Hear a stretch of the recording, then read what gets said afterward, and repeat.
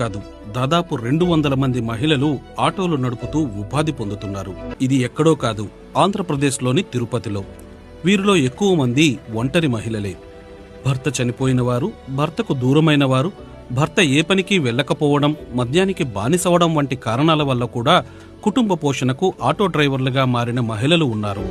భర్తలు పట్టించుకోకుండా వదిలేసి వెళ్లిపోతే ఆటో నడుపుతూ పిల్లలను కార్పొరేట్ స్కూళ్లలో చదివిస్తున్న మహిళలు ఉన్నారు. రాస్ అంటే రాష్ట్రీయ సేవా సమితి అనే స్వచ్ఛంద సంస్థ 2016లో తిరుపతిలోని 106 మంది మహిళలకు ఆటో డ్రైవింగ్లో శిక్షణ ఇచ్చి వారిలో 75 మందికి లైసెన్సులు ఇప్పించింది.